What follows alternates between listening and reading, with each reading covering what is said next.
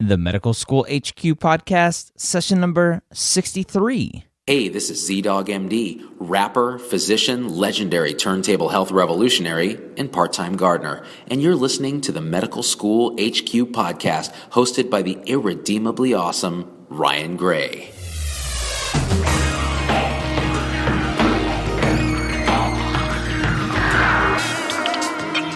Welcome back to the Medical School HQ podcast.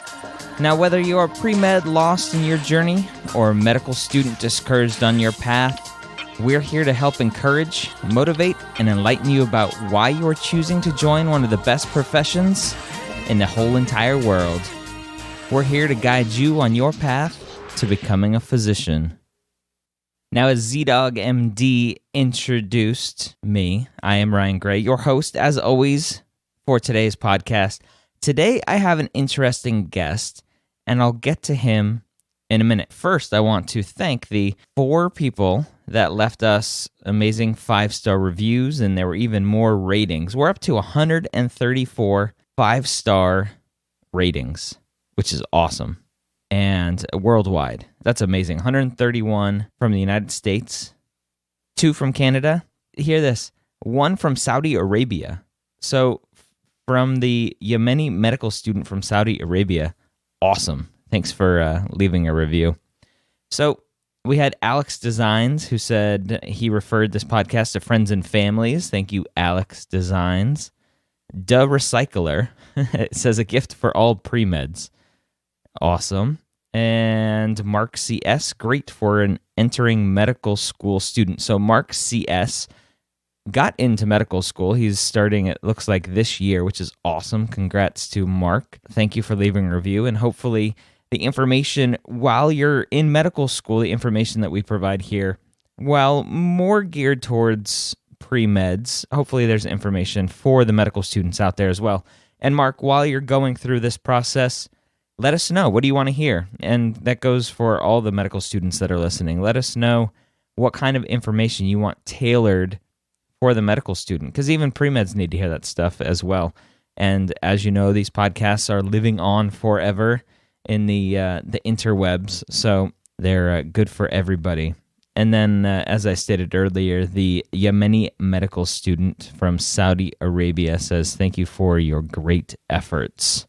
So thank you from Saudi Arabia. That's awesome. If you haven't left a 5-star rating or review, or any star rating or review, medicalschoolhq.net/iTunes. We appreciate everybody that goes and takes 2 minutes to do that, because that shows iTunes that this program is worth showing to other people out there looking in iTunes for a good podcast about medical school and the whole pre-med journey. So thank you if you've taken the time to do that, and if you haven't, it's about 2 minutes, so we appreciate everything you do. Let me introduce today's guest. He is Dr. Mark Kauffman, and I forget where I stumbled across his story, but what resonated with me and what I wanted to talk to him about was the fact that he used to be a PA. And so I wanted to discuss, for all those students out there struggling with that decision, should I be a doctor, go to medical school, give up 4 years of my life, and at least 3 years of residency, and all of the debt that comes with it? That's the big argument, versus a couple of years of being a PA and out in the workforce with a lot less debt. So that's what I wanted to talk to him today about, because he made that leap from being a PA to going to medical school and is now working at Lake Erie College of Osteopathic Medicine, where they have an awesome program for PAs, current PAs that want to go back into medical school. It's a 3-year program. It's pretty sweet. So we talk all about that in the interview. We're also going to talk about whether he practices medicine differently, what he would tell a pre-med student right now struggling with those decisions on whether to be a PA or to be a doctor, and a lot of great general advice for everybody. So take a listen, and I'll catch you on the flip side. We start off by talking about his initial path into medicine. Okay, well, the decision to go into medicine was lifelong. It was never wanted to be anything else except a physician. My father always commented that he had never seen a kid say that they planned to be a doctor and continued to do that. I think it was cemented. A little story is that a friend of mine, we found a dead toad in a window well. All that was left was the bones. And the next day I came back with the skeleton put back together to him to show him the skeleton. So I think that's what I'm meant to be, and that's all I would ever be. Awesome. And so you started off on a path of knowing you wanted to be a physician, but you didn't go that route. Right. So where I came from, there was a few people that went to college. In my own family, there was only one other member that ever went to college.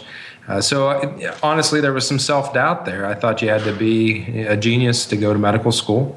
And my fear was that I would go into pre-med, do biology or chemistry, and then not get into medical school and have to maybe teach those things, which the funny thing is now I'm actually a teacher at a medical school. So I've come full circle. I think that's actually my true specialty is teaching, but that's not what I wanted to do. I didn't want to teach biology or chemistry. I wanted to be a physician.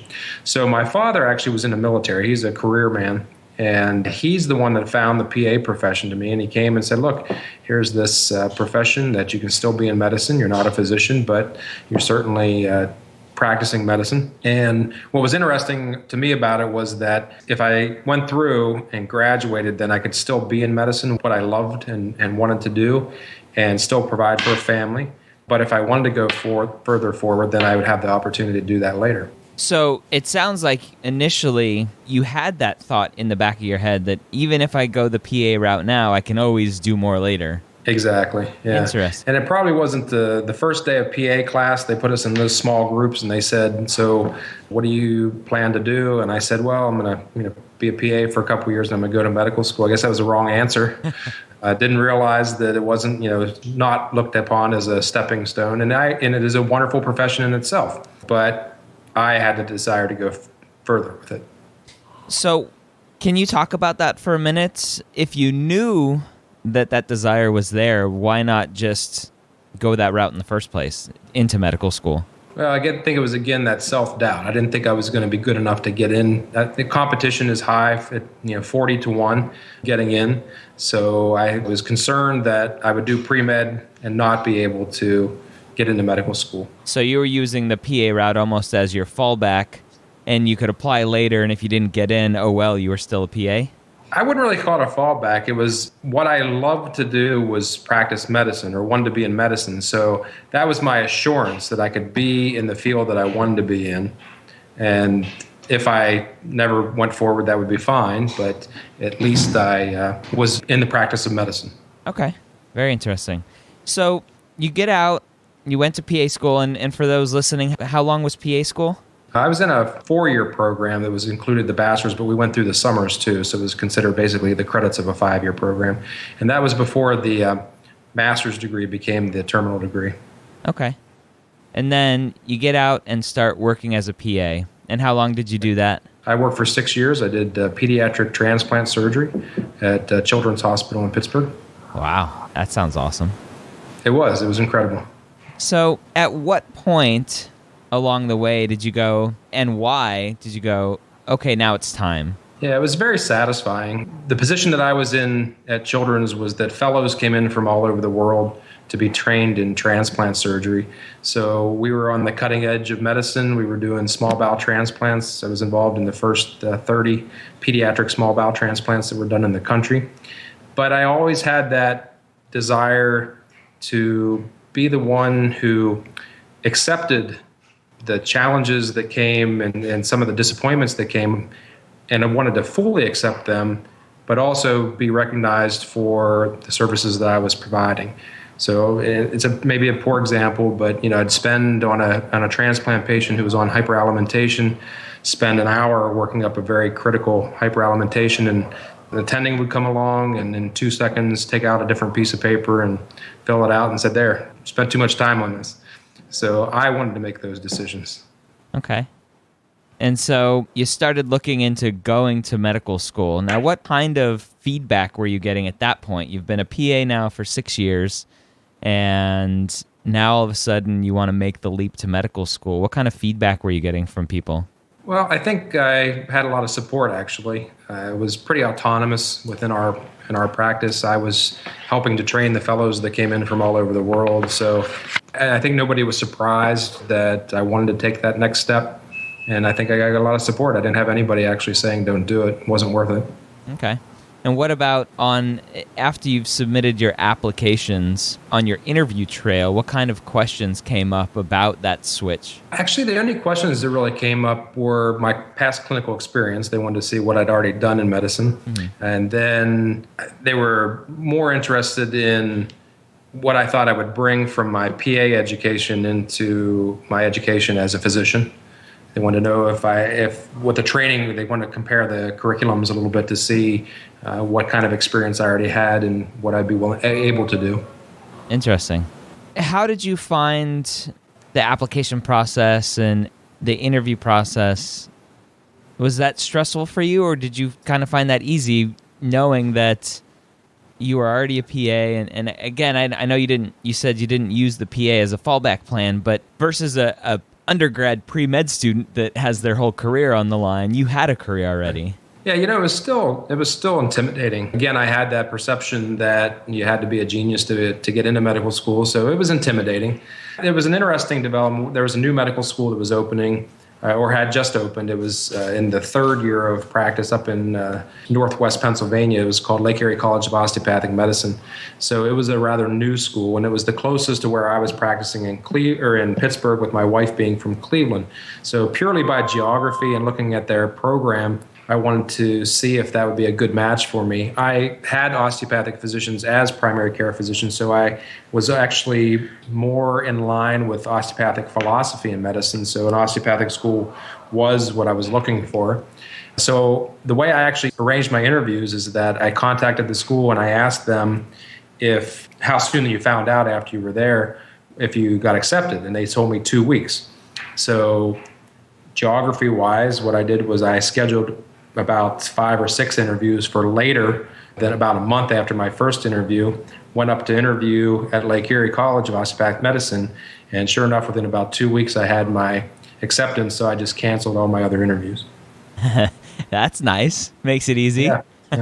Yeah, cheaper, much cheaper. I had flights, I had to get flights going, things like that, but as soon as I got that notice, I was done. Very good. That's awesome. And so you went to PA school. Now, I'm sure there's going to be PAs listening to this, wondering if they should make that leap too. What was med school like compared to going through PA school? It's really a good experience that I've had that I could compare the curriculum between the two schools. So as physician assistants, we're trained to take the history, perform the physical examination, come up with a diagnosis, and know how to treat that diagnosis. What's really missing, or not missing, but not as much depth is given to it, is the pathophysiology that goes behind it. So that's what actually the curriculum, the basic science curriculum within the medical school, is much more rigorous. When you talk about the detail of anatomy, the pathophysiology, microembryology, these go into much deeper levels of information than I experienced in PA school. Okay. Now that you're out practicing as a DO, as a physician, can you compare practicing as a PA versus practicing as a physician? Well, you do have that full autonomy. Our bosses are the patients. Of course, they're the patients for mid-level practitioners too, but there is always somebody that you have a relationship with as a PA, where you have a supervising physician, which is, a nice thing to be able to have. And the lifestyle that can come with that, certain PA careers mean that you're extremely autonomous and you're working hard hours and long hours, and you're not done at the end of the day. You're on call. So that is very consistent with some of the physician practices. But at the end of the day, somebody still has supervisory responsibility for you. When as you're a physician, it is your responsibility. And that's one of the things that's, again, a benefit and also a challenge, is that you are fully responsible. You accept successes when you have successes, but you also have to accept when you aren't as successful as you'd like to be. When a pre-med student is in their first or second year of undergrad or third year, and they're deciding if they want to make the time commitment to go to medical school or the financial commitment or go to PA school, what kind of questions can they ask themselves to try to determine what's best for them? There's a lot of opportunity in the PA profession to have the differing level of autonomy that you want. And some PAs have actually gone together and start a practice, or even individually start a practice and then actually hire a physician to come in and do that role. Yeah, that's occurred. Actually, one of my friends that I graduated from PA school has done that. So he is, completely autonomous with a physician coming in and doing the political requirement or the requirements for having the co-signatures and the prescriptive rights, that linkage that's required. Mm-hmm. So if you are looking at a profession and you don't want to have the expense of medical school, you do want to have less commitment. A lot of PA jobs are over at the end of the day, where when you go home, you're not on call, and the attending's on call, or the physicians are on call, and you work your straight hours. So if that's the kind of lifestyle that you're looking for, then that's a perfect match, because the responsibility is a little more flexible, so that you can have an end of your day a lot more often than a lot of physicians that I know. What are some of the specialty limitations, if any, that a PA might be able to do versus a physician? Actually, with the scope of practice of physician assistants, it is that you can do anything under the scope of your practicing physician. So if your physician is a neurosurgeon and they take you to the OR and you're first assisting on the neurosurgery cases, then that's what you're allowed to do. So that written agreement is the key to what profession or what specialty you're going to go into. So really, there's a lot of clinical experience that you get when you first start that job. You come out from PA school, you've experienced the clinical rotations for a year, so you have some idea, but you really start your training. Your residency is actually like a working training. Of course, they have PA residencies for certain things like surgical PA residencies, orthopedic surgery residencies, but most PAs experience the same thing as a residency when they're actually working in whatever service they're on at the time. So you get people that are experts in the emergency room and people who are experts in primary care. So that's where you get the experience. Okay. So really, there is no limitation. If you want to be a neurosurgeon PA, like you said, you can be a neurosurgeon PA and be in the operating room and be cutting on a patient just as you would as a physician. That's right, under the scope of that practicing physician. If they think you're competent and they give you that written agreement that says you're capable of doing this and these are your responsibilities, that's what you do. Yeah, and I've seen it in my own training, going through a lot of orthopedic training, which is what I initially wanted to do before the Air Force said, no, we're going to have you do this instead. There were a lot of surgical PAs, orthopedic surgical PAs, that would be alone in the OR because the attending was in the room next door and was comfortable with the PA either closing up or opening or doing whatever with that patient. Exactly. Mm-hmm. That's awesome. So the program at Lake Erie College of Osteopathic Medicine, you guys have a special program there for PAs. Right. So going back to when I decided to go to medical school or started after the 6 years of clinical practice, looking back into going to medical school, there had always been a rumor about programs, medical school programs out there that offered some sort of advanced standing or accelerated program. And that's actually what they were. They were all rumors. None really existed. So you'd call a place and they'd say, yeah, we've heard about that. Every couple of years there's a cycle through, and they call us and ask us about them. We don't have one. So part of my transitioning career was to go back to my medical school and become a faculty member and teacher, developed a history and physical examination curriculum. So that's where I went back and saying, okay, this is really my profession, is teaching people to be physicians. And to learn more about that, I decided to take a master's in medical education course, which really gave me the basis of why you teach the way you teach and why I would get rid of things that didn't work and why I would stick with the things that did work. And now I understood the processes behind that. And part of that curriculum was a thesis in developing curriculums. So I thought, well, let's bring my two knowledge bases together, my knowledge of the PA curriculum and my knowledge of the medical school curriculum, and do my thesis on that. And what I proposed was that rumored 3-year accelerated pathway where physician assistants would get their DO degrees in 3 years instead of 4.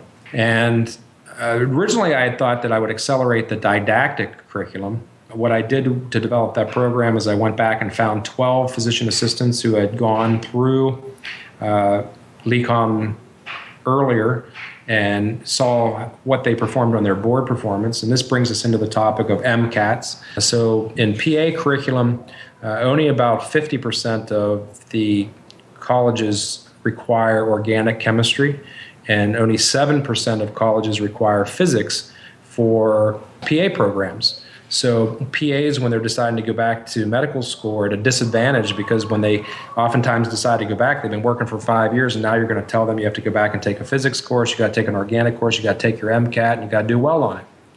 So the research that I did showed that the MCAT course performance was lower, but once we hit our medical boards, the performance was always higher, which indicates that the MCAT is not what dictates how well someone's going to do. So developing that curriculum, thinking that the didactics was what I would be able to accelerate, I actually went to some of those PAs, and what I found out was that the didactic is exactly what they were looking for. If you talk to PAs who want to go back to medical school, it's always three things: increased depth of knowledge, autonomy, and the ability to do more for their patients. That's the first three things that they cite as the most common reasons for going back. The things that stop them from going back are the expense and the time away from clinical practice. So developing this curriculum in a 3-year format, what I found was that I could shorten their clinical rotations because they are already coming in knowing, almost all of them know what they want to do. They've been in practice for 5 years. They love ER. They don't need the electives and they don't need the selectives. And we can take away their vacation and accelerate the clinical years to allow them to do it in a 3-year format. Interesting. And how long has that program been running now? Actually, we are just going to graduate our inaugural class this summer, and the performance outcomes have been extremely, what word am I looking for? Exciting.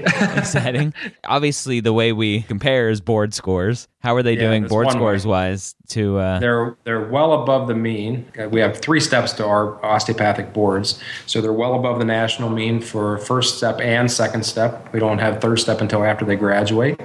But on every single performance measure that we did with this group that came through, including like shelf examinations, GPAs, class rank, and standing, every single one is higher than the mean. That's great. It is. It's very satisfying. So that's both good for you guys for obviously selecting the right PAs that want to go back to medical school, but good for them for having that motivation to continue. So right. With the PAs that you're graduating now, obviously it's your first class, so you can't talk about trends at all. But right. With that group that you have, are the PAs going into more of a primary care, or are they looking to go into more subspecialties? Our school does encourage primary care, and the way we've done that is within my program, we have 12 seats per year. 6 of those seats are designated as primary care, which means when you come in, you agree to do a residency and 5 years of clinical practice in either family medicine, general internal medicine, OBGYN, or pediatrics. So those 6 seats are reserved for primary care applicants. The other seats are undeclared, which means they can do any residency that they want to. So all of our residencies are osteopathic that we require, but 6 seats say you can do whatever residency you want, and 6 seats say primary care. The first 2 years of the program, we had several open slots in the primary care. This year we do not. All of our seats are filled. How do you enforce that on the back end? Well, it's a contract, but we're physicians and we're professionals. So you have an ethical standing towards your patients. You also have an ethical standing if you make a commitment that you're going to follow through with this requirement, then we expect you to do that. And I don't think we're going to have any problem. That's another thing about the PA groups that come in or that are coming in. About 5 to 6 years of clinical experience when they come in. We're now hitting up some of the military PAs that are finding our program and coming in. So, a lot of times transitioning from undergraduate, those applicants into medical school are still pretty young, whereas mine are a more mature group.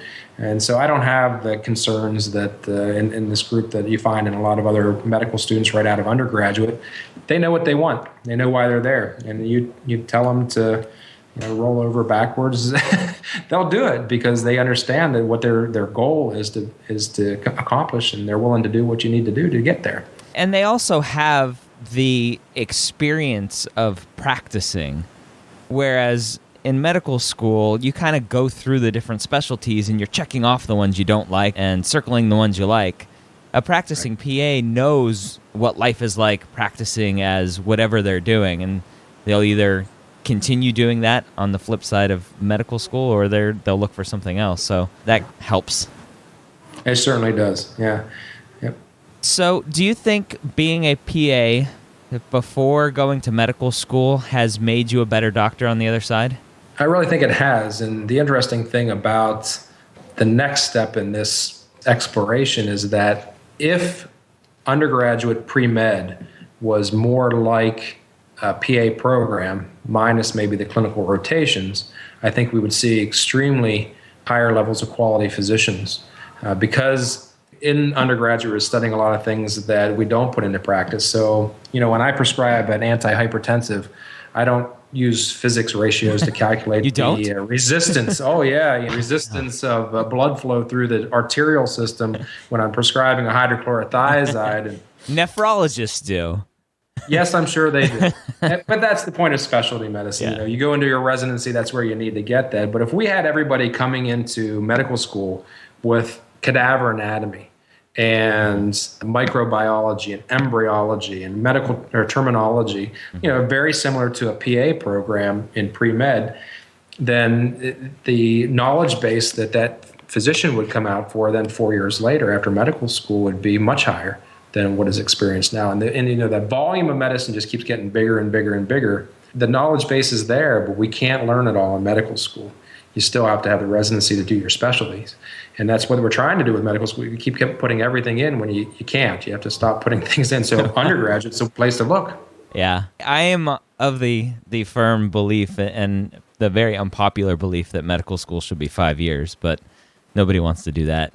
We keep shortening it to 3 years now. I've seen that. I've seen that too. Yeah, but see what you could do if you had an undergraduate that was changed. Yeah. And that does bring up the point about, I mentioned it earlier, is the MCAT. We do have a pilot program because we did recognize that, again, PA is about practicing 10 years, and they're not going to go back and take the MCAT. So during some other research that we looked at for alternatives to that was we found out in the University of Colorado and some other schools out the west that they use for admission from high school into 6-year programs, and colleges, they use something called an academic index score, which uses your SAT or your ACT in a formula with your high school GPA to give you what's called an academic index score or an admission index score. And we have now started a pilot program for my pathway, the accelerated physician assistant pathway, where we can calculate that academic index score and use that to base an interview on instead of an MCAT. Interesting. And have you started using that yet? We did. We are using it for this year as a pilot to see how it goes. Mm-hmm. Good. Very interesting. So for a pre-med student out there that is struggling to get into medical school, maybe has applied once or twice and just kind of banging their head on the wall, would you recommend that they look at going to a PA school? I guess it goes back to the traditionalist view. I really see the PA career as a mid-level practitioner. So I think I'm really kind of the exception of using it as a stepping stone. And it wasn't based on my desire to go into a profession, use it as a stepping stone and go further. It was really back to where I came from. I didn't know of anybody that went to medical school. Very few people went to college, let alone medical school. So I really would not recommend using the PA program as a stepping stone. Now, if you're thinking that you want to get that level of medical knowledge before you come in as a pre-med program, I wouldn't be objecting to that, and I think it would certainly give you an edge and a benefit. Now, remembering that the terminal degree now is a master's degree, so most programs are 5 years anyhow. So you're going to do a 5-year program to get into a 4-year medical school. I don't know a lot of people are interested in investing in that either. Yeah. But you can still do a lot with your electives. So when you're out and doing pre-med, what are you taking for elective? Volleyball, bowling, square dancing. Come on, challenge yourself. Take a human anatomy course. Yep. That's what you really want to do. And then you walk in and it's a completely different story. Okay. What general advice would you have for a pre-med that is looking to go to medical school? The biggest indicator of how well you're going to do in medical school is your GPA. So yeah, we know about the MCAT, and they're changing the MCAT because the validity of that test is coming into question, and it had been coming into question. They are moving more towards that ethical standing, that social consciousness as well. So they are changing it, the MCAT that's coming out next year. But the GPA is really the big predictor. So a lot of people go into undergraduate and they take their first semester to start living away from home and get into that trap of, okay, well, I learned my lesson the first semester, and then you spend the next 3 years trying to recover your GPA.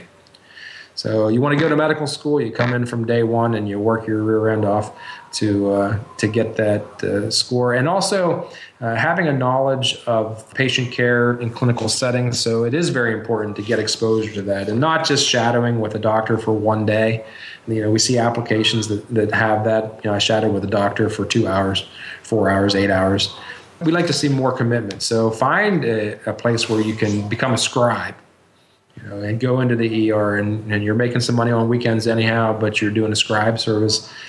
That's kind of the exposure that you want to see. Donate your time to community resources that are involved with medicine. Do free clinics. That shows that you want to be in medicine, and then it also gives you experience because then you're not disillusioned. And that's another thing about PAs that come back to medical school is they're not disillusioned with medicine. They have not become cynical. They've seen the worst and they've seen the best, and they still want to be there. Mm-hmm. So that's the experience that they can bring to us. That's great. Where can PAs find out about the program? We're at LECOM, LECOM.edu, and all the curriculum is described in there. It tells you exactly what you need to do. It talks about our requirements for application and the general success statistics. Like if you 3.5 as a general GPA is a good GPA to think about applying. We have our minimums on there, of course, but 27, 28 MCAT is a common average to be competitive. It does go lower than that, but again, the lower applications aren't usually successful. I would like to say that the biggest thing I've seen in this pathway that we have that people underestimate, there is a perception that in some of the forums that you read online says, well, I should only be able to have to go for 1 year, or I should just be able to sit for the examination. You ask any of my PAs that come through, and you're in for a rude awakening, because I cannot describe how hard this curriculum is. And PA school curriculum, I've experienced it, and it is extremely hard too, but not to what you're going to compare it to yet. And I tell them to buckle their seatbelts when they come in, and don't think you're going to be working on weekends and 20 hours a week and joining all these clubs and enjoying yourself, because you're going to work hard. Yeah. And it cannot explain. I don't want people to underestimate that. And the hardest ones to come back are the ones who have been out practicing for 7, 8, 9, 10 years, and they have to go back to a basic science seat and get back into the biochemistry. Tough, really tough. Yeah. It's going from a college fastball to a major league fastball. Absolutely. A fastball is a fastball, but there's no comparing those two. That's exactly right. Awesome. Yeah. All right, folks, that was Dr. Mark Kauffman, again from Lake Erie College of Osteopathic Medicine, where they have an awesome accelerated program for physician assistants who want to go back into medical school. A 3-year program instead of the normal 4 years, which is great. And I was looking, they have, I'll link to it, they have an article on LECOM's website that talks about only 4% of PAs actually return to medical school. And the major barriers of why more don't are the cost and time away from clinical practice, the fact that they have to go back to school. So those are some interesting numbers. If you're struggling with that decision, go on the show notes page and leave a comment, medicalschoolhq.net/63, as in episode 63, and let us know what you're thinking. Why are you leaning one way or another? It'd be interesting to get some insights, and hopefully Dr. Kauffman, I'll get him to come on and answer some of those questions left in the comments. I also want to remind you that this podcast is brought to you by the Academy at the medical school headquarters, an online membership site for helping you through the pre-med process. We have live monthly video question and answer sessions, monthly live webinars, covering everything from the MCAT to financial aid. You can't afford not to join. Start off your new year right. we're now in February, by investing in your future and joining the Academy. Just go to jointheacademy.net and learn all about it. Folks, as always, I hope the information provided today will help better guide you on your path to becoming a physician or a PA. And again, I hope you join us next time here at the medical school headquarters.